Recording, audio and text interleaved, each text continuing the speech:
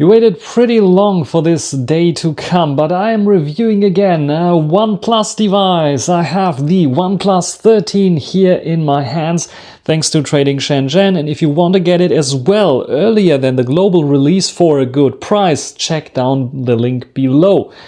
Otherwise, I will do the unboxing now and quick first impressions of the OnePlus 13. So let's get started.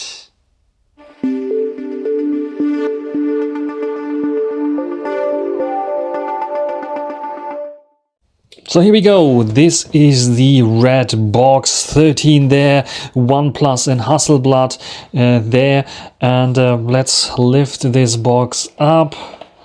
Pretty boring box, otherwise like there's some EMI numbers that I don't want to show you. There we have Never Settle, and yeah, some juices from the predecessor that had this phone. Anyway, what comes included is a nice phone case. Besides the paper material, we have a nice phone case that comes included here, which is a matte one and has a bit of a sandstorm kind of feeling. Hasselblad logo and this this line here as well. And yeah, let's put it aside. Let's go and grab the tradingshenzhen quality assurance test log here. As you can see, they test everything, every device before shipping to you, so you can be sure you get a working and functional device. So very nice. Then we have the OnePlus 13 here. And of course, besides the phone itself, we have also, at least for the Chinese market, we have a power brick. This is a 100-watt charger that we have here, SuperVOOC charger, as you can see here, and USB-A to C. Interesting. I think they had USB-C to C already, didn't they? Maybe not. Maybe I'm mistaken here. But an extra long cable, as you can see here, comes included in the box as well. There you can see the 100-watt charging, which is very, very nice. Let's take a look at the device. See, we have this bluish kind of design. Very, very nice fake leather design here. It's a bit slippery than I thought it would be, so it makes sense maybe to have the case that is less slippery. Hasselblad logo, and here you can see actually it's a silver line. Then we have the camera bump here that is not as large and big as other devices. We have the notification slider, so you can like say, I want the alert slider, actually it's called, I think. I want it to be muted, or I want it to be on vibrate. So this is a possibility that you have here. Then we have, of course, the power button and the volume rocker there. On the top, we have an IR blaster and some microphones. On the bottom, we have USB Type-C, of course, generation 3 there, a speaker there, and the dual nano SIM slot there. And of course, we have also the microphones there as well. And that's it in terms of what we have on this device. So let's turn it on. You can see like very flat kind of design, but a little bit of rounded edges there towards the top, the bottom, and the sides. So let's turn it on so you can see it a little bit better. And you can see it's booting up ColorOS 15 we have on this device, in contrast to the global version that will ship with OxygenOS, which is just like a modified ColorOS and rebranded to OxygenOS. Bonjour, let's go in. We have different languages that we can choose, and this time around ColorOS also gives us, for example, German as language there, Indonesian, French as language, Netherlands, Portuguese, and so on. So some more languages that we have. We set it up in English here, however, and we agree to everything, and I will show you a little bit more about this. So one very interesting thing is, like, when you want to set up your new OnePlus device, you have the possibility to just copy over the data from another Oppo, Realme, or OnePlus device, because every one of those devices comes from the same company, another Android, or even from an iPhone if you want to. Or if you have already an existing Oppo or OnePlus account, you can restore it from a cloud backup as well. But I want to use it as a new device, so let's say skip there, and I can go to the unlock method. I want to use the fingerprint. Go to next, have to set up like a password. So I will set up a PIN here. The PIN is secured by an extra security chip on board, which is quite nice. And now I can set up my fingerprint here. I actually already set up a password. So look, let's do it again, maybe something wrong. Okay, this seems to be a bug. I cannot use it. It says I don't have a password set up. Anyway, I did already, but nevertheless, let's skip it. We do it later on. We have, of course, gesture navigation or button navigation that we can use here. And I'm clicking on done, and that is all set up. I'm installing already a new update of ColorOS 15 that is giving us more camera improvements there. I think it makes a lot of sense to do this. We have ColorOS 15 here on board. So usually tradingshenzhen deinstalls or removes all the bloatware, but here in this case bloatware, in this case called Chinese bloatware, like Chinese applications that you probably don't use in the West, they are still here, and the Google Play Store is not installed, but usually you get it installed here. But you can easily install it from the app market. Just search for Play Store and you can get the Play Store installed here. Let's say later, and I can say, okay, I have like also not Gboard set up here, so I can like set up another language. I don't need handwriting. English is fine. Go back here and have English keyboard. I can also download, of course, Gboard and so on. After I have the Play Store installed, I have to switch the language to English, Play Store, and there we say we have Google at least, so I can just install Google, I think. So this goes, this works as well. Otherwise, I can get the Play Store installed. I thought that the Play Store would be there, but maybe I can just search for Google in the settings, Google Play Services. There you can see for emergency stuff there. Google settings are here already. So yeah, Google mobile services are turned on. Already I can sign in and I can install the Play Store and then use this device as usual with the Play Store. Let me check out the storage there. We go into about device. We see here this is the OnePlus 13. It's the Chinese way of writing it. And we have 512 gigabytes version here, and roughly 29 gigabytes are used on the Snapdragon 8 Elite, 6000 mAh battery, 16 gigabytes of RAM, plus 12 gigabytes of extended RAM, which is swap basically on this device. Performance booster CPU vitalization, 100 watt super VOOC charging and 50 watt air VOOC charging is possible with this one as well. We have a 6.82 inch screen, and I wanted to show you the screen from the sides. As you can see here, there is a screen protector on top, but it's slightly, the screen is actually not curved. What is curved is the glass on top of the screen a little bit, so that the gestures are working a little bit nicer. And this is like not only on the sides but also on the top a little bit, something similar to what Xiaomi did and other manufacturers did already with their devices. So this is a very, very nice screen for sure, and it can get pretty bright. So let's see the maximum brightness here. Oh, it's getting very bright, as you see here. Almost too bright for the camera, but yeah, this is working fine. After the update, I just put the case on just to show you how it looks like with the case on. You can see the buttons are nicely protected. We have buttons in the case itself. All around it has good cuttings and openings. It's protecting the camera a bit, as you can see here, and has a nice opening here for this alert slider as well. And also the opening here is large enough for plugging in USB-C devices there. And it feels nice in the hand. I think I will leave it on because it gives you an extra protection of the device. Also the screen, I think, yes, they have a lip towards the sides that's protecting the screen as well. So fingerprint unlock is now working here for me. I had to get this Android FRP factory reset protection off this device to be able to make the fingerprint working again. So if you review devices, keep in mind to reset them correctly via the menu so that this Android FPR is disabled. So this is how you add a fingerprint, and it seems to me that this might be an under display ultrasonic fingerprint. We can also add a face, and this is a 2D face detection. So let's see if you can get it into screen there. I think it added my screen, half of the camera as well in there. So it's not the most secure way of doing this. So now I have fingerprint and face detection also set up here. So if you bought the Chinese variant and you didn't buy it from tradingshenzhen somewhere else, or you got it like a second hand and yeah, again, everything was erased and you don't have the Google services on there, no Google Play Store and so on, at least it doesn't look there Google services on there, what can you do? First of all, there is actually Google services, but hidden. You go into your settings, on OnePlus devices like this one, you can go to System and Update and you can see there's Google settings there. If you click on this, make sure Google services are enabled and you can then go to Google here and sign in with your Google account. This is how you can get Google. I can verify it's me just by pressing with my thumb there, and I can insert my Google credentials now.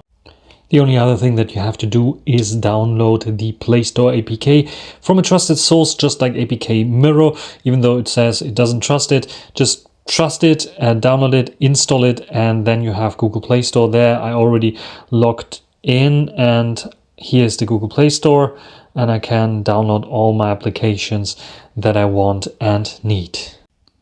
If you're running out of juice with the included charger and charging brick, you can juice up the phone with 100 watt, which is very, very cool. The SuperVOOC technology by Oppo is used here in the OnePlus as well. So if you have an Oppo cable, it will work here as well with charging up the device pretty quickly. In a few minutes, you have enough juice for the whole day.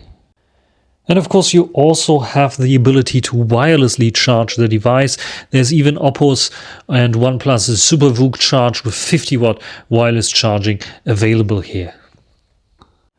In terms of cameras, we have a triple 50 megapixel setup with a 50 megapixel 101.4 inch sized sensor as main camera sensor, 23 millimeters. We have a 50 millimeter ultra wide angle, and we have a 3x tele zoom camera there. And then the flashlight there, microphone hole there, and on the front we have a 32 megapixel fixed focus camera that can also do 4K video, and let's check it out.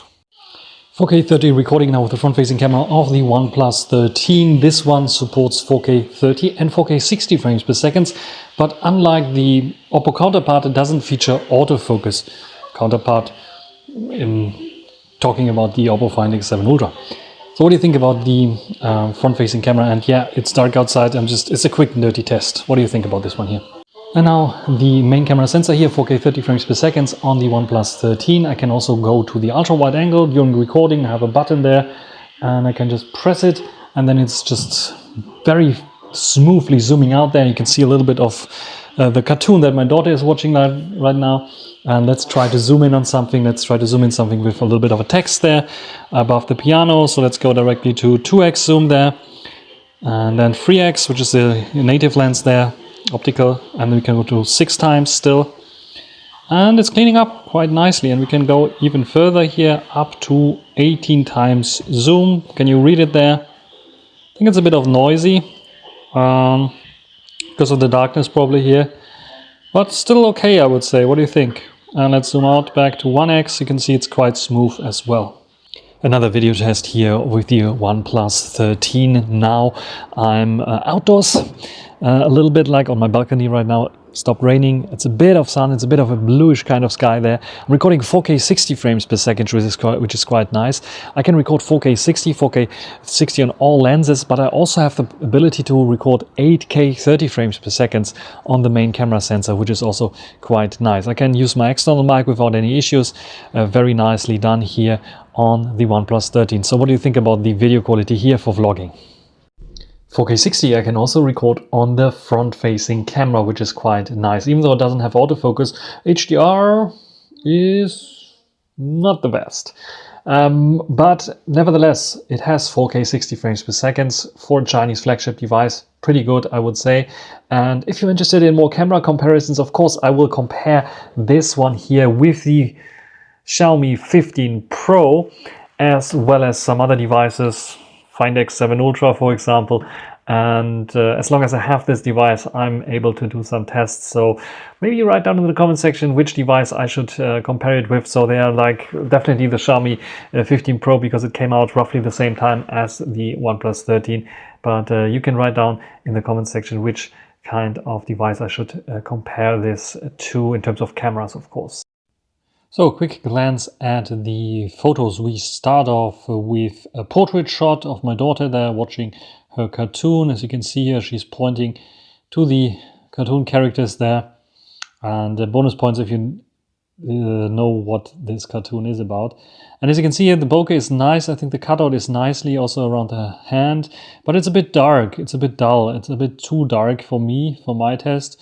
73 millimeter and f4.5. I think f4.5 is the default virtual bokeh that it sets up here, and ISO 250. But it's moody. It looks okay, but it's a bit too dark. And same scene, same colors here, front-facing camera, also f4.5 virtual aperture, ultra-wide angle front-facing camera because you have 1x and 0.8 time magnification here, 21 millimeters. It looks a bit artificial around my hair, the cutout there, but actually it's, yeah, okay-ish, I would say. Also, I think the sharpness level is there, and the detail level, my eyes, everything is nicely. Down below, it's a bit softer. But the rest is looking okay, I would say. You can even like see there in the background that I'm really doing this selfie there, as you can see. And then we have another portrait shot, again 73 millimeter f4.5 of this teddy bear here. You can see the bokeh is nice, the cutout is nice. It's looking great, I have to say. Even for indoors shot, it is doing a good job. Then my daughter here in movement, yes, with the fast shot mode, you have the possibility to freeze the frame here, 1/100th of a second, and 23 millimeter with the main camera sensor with f1.6, so it should be able to capture this, and you can see it is razor sharp there. Can zoom in a bit further, then you see it's a bit like processed, but this is, I think, probably 100% view, and it's looking okay. So this one is working nicely and has the foreground bokeh, the natural one. Then we have moving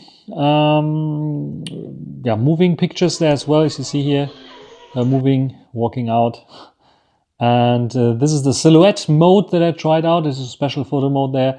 I had the moving picture mode on. This is why she's like here, still probably talking as well, or I'm talking there.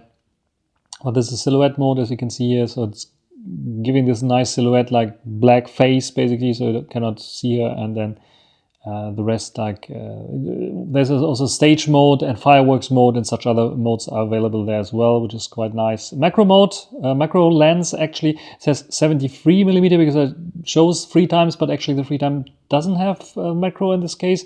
It used the main camera sensor to take this macro shot, but the detail level is okay, I would say. The main camera sensor is not the largest, so yeah, it can do and act as a macro camera as well here, which is quite nice. Then ultra-wide angle with a little bit of light. It's not the widest ultra-wide angle, like 50 millimeter here. f2.0 promises a little bit better kind of quality, but with f4000 already, you noticed the sensor size is very small, and when I zoom in 100%, you can see it's very, very soft. Zoom in a little more, you can see not very good. I think the HDR is doing a great job because light was on there, but the rest is, yeah, okay. Main camera sensor here, 23 millimeter, nice bokeh, natural bokeh, no bokeh mode.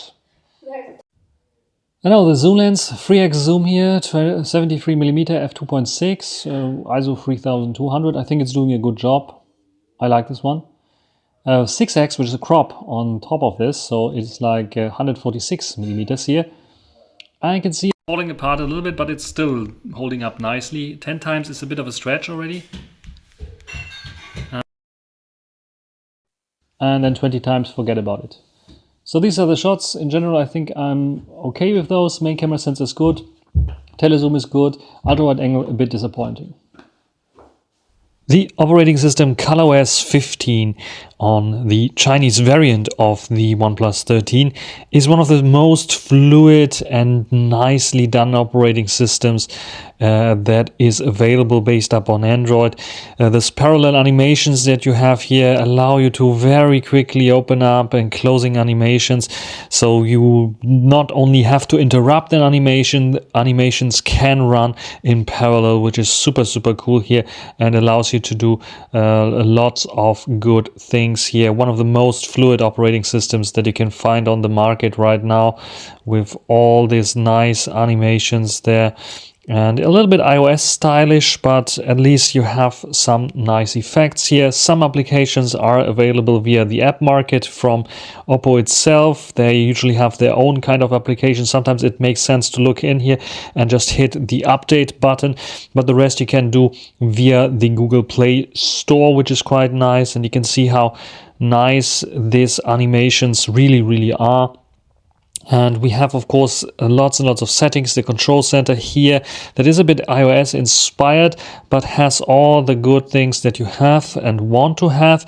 But you even have the possibility to like customize the quick settings, and you can even have the classic view in here, which let's show it to you right now, which looks like this. The classic ColorOS view that is available here will be available on Oxygen OS as well. Otherwise you have like your notifications there, all the good things. The only thing that you don't have is like to swipe to open it up, so you have to press here and then you can open it up. This is the only little nitpick that I found here with ColorOS. The rest is pretty nice. I also like the haptic feedback when you go into wherever like settings and I scroll down, there's a little bit of haptic feedback when I reach the top or the bottom, and this not only in settings and other applications as well, which is quite nice. So they have very good feedback here. You can check it out here under the haptics. Haptics are in here. They have this nice animation that show exactly how well this haptics work, and very good haptics motor inside or engine inside here that is doing a very nice job indeed. Talking about some sound effects, you have some sound effects here as well, so some equalizing effects there as well, clear voice effects if you need them, which is quite nice. Wallpaper and style, very cool as well. So you have various different styles, and I can apply this cat style, for example, looks like this. And if I go to the lock screen would lock screen is turned off, but you can let me turn it on maybe. I can show it to you then. Always on display there. Let's turn it on, and let's see how the always on display looks like. Cute there. And if I go into the lock screen, looks like this. So very nice transitional effects as you see here, and then I can unblock this as well. Very nicely done, and they have lots and lots of others there as well that are pretty cool. I think this one here, the gaming one, I like the most. So let's lock it, and you see game on, and if I hit on the power button here, you can see what happens, like it's moving, nice 3D effect, very nicely done here on ColorOS 15. Very cool. Then the Snapdragon 8 Elite that we have in here gives you nice benchmark scores as well. 2,841,000 points. Very impressive. And you can see here, yes, the temperature is rising from 23 to 40 degrees. Yes, the Snapdragon 8 Elite gets a little bit hot and they have to throttle a little bit. 9% battery loss and 16 degrees hotter. It's getting us with the case on, of course. But yeah, this is one of the benchmark results that you can see here. But in every day-to-day tasks, cutting videos, rendering them out, everything is super fast, and you will notice this jump from a Snapdragon 8 Gen 3 to the 8 Elite, definitely for sure, with this new device. We have nice little features like the smart sidebar here that has the file dock, which is pretty handy. So if you have something in your gallery, for example, photo or something like this, you can just drag it out to the file dock in here. It gives you like the nice instructions on how to do it, and I can get started with this one, and it tells me what I can do with this. I don't want it here, but what I can do with this file dock looks like a copy actually from SuperHub from HarmonyOS, but what I can do is like I can just share this file if I want to with Oppo Share or other devices. And what I can also do with this is if I go into a chat application, let's go into notices or messages or something like this. What I could can do is like drag this file in here and it is added as an attachment. Super, super handy. Nice little feature that I use very, very often. When I take a photo, I can just drag it in there and then go to my messaging or my Twitter or whatever app I want to, and just hold it and put it in there, and then I can share it with friends and family, which is pretty nice on this device. So yes, overall, ColorOS 15, one of the best Androids that is out there right now, beating all the other ones in fluidity right now. Even HarmonyOS, because we have this parallel animation framework here, and HarmonyOS next, not, but this one here based upon Android is very impressive indeed. Now let's check out the sound with my demo track here.